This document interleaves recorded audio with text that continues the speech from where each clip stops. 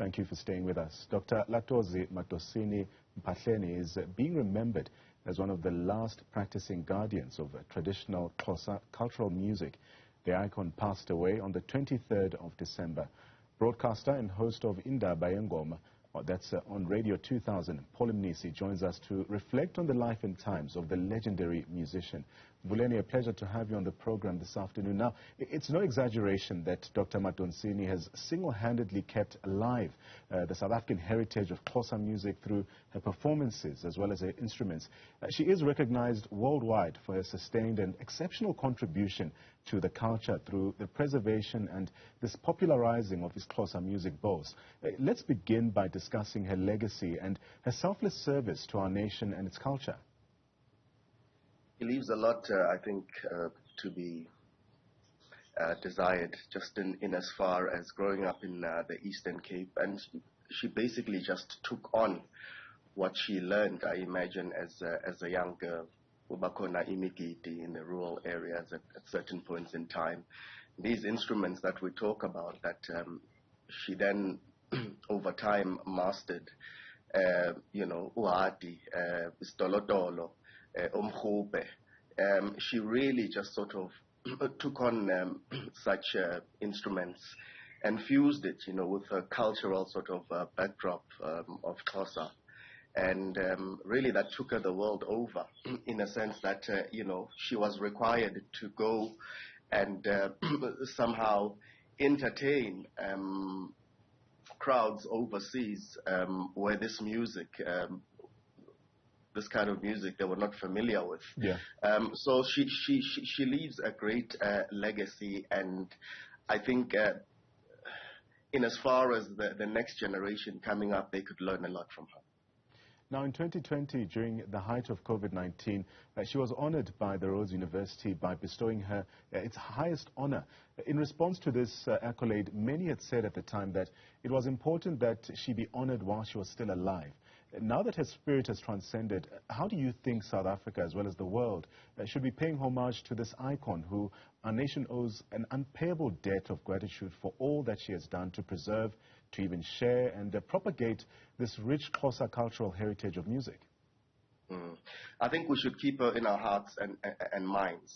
And really, more than anything, she was a teacher, because what she was gifted, and I'm just talking isipho sakhe, in as far as her music is concerned, she was able, to teach as well, collaborating with the likes of your Thandiswa Maswais and many other artists across the globe to infuse sort of this kind of music. So she's a very important sort of element within the South African music landscape. And I personally had the opportunity to work with her on a project of mine called Azanian Pulse, the first offering, where we remixed one of her songs, just to get it familiar with the youth, so to speak. And she was very open in saying, if you can deliver this kind of music to young people in your own way, please, by all means. So she's a treasure, I think, more than anything. And I was happy that she was even afforded, I think, a Category 2 state funeral as well. It just goes to show that really, she was so impactful. In the same breath, over the years, like you say, she has collaborated and written songs with many other artists. I'll mention British rock singer Patrick Duff. She also collaborated with Thandiswa Maswai, like you've said, Ringo, Derek Gripper, Gilberto Gil from the famous Brazilian musician. Talk us through more about her contributions to music, and really what can we take from this openness of her to even share her knowledge with other musicians? I stumbled upon her when she was part of a record label called Melt 2000, headed by Robert Trons.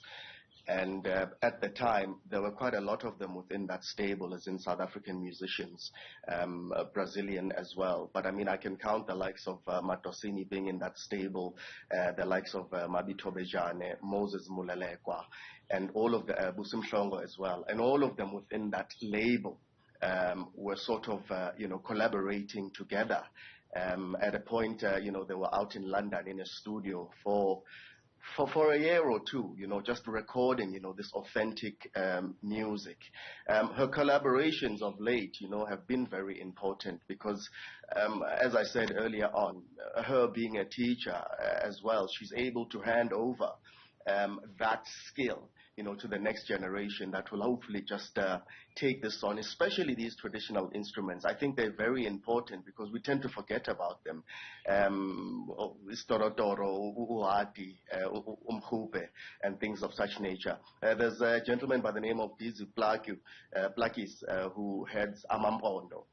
He's also one of the last remaining musicians, who really delves down into those traditional instruments. So there are lots of young people that I see now coming up, being on stage and playing Ohadu.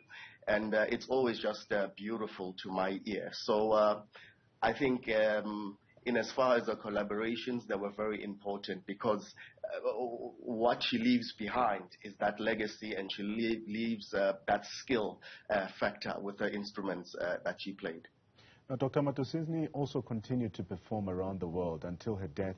Where do you think her music really took the audience? For those who may not be familiar with her, how would you describe what an experience with Dr. Madosini would be like?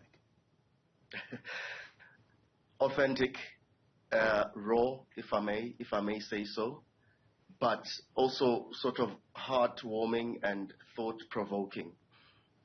When she infuses her voice with the instruments, you sort of get taken to another space in time where, your feelings or your spirit is invoked. And that all comes from the area which she grew up in, going to Imigiti, I would presume, Izangoma dancing. She takes all of those cultural elements, that happen within villages, in the breadth and length of this country. And with her, obviously, the Eastern Cape being her place, she just took that, and really, if you've never seen her, it's an experience that is so magical. Just her warmth as well on that stage as she switches between all of these instruments is just something amazing. That was Mnisi, a broadcaster as well as the host of Indaba Ye Ngoma on Radio 2000, paying homage to the legendary Dr. Madosini.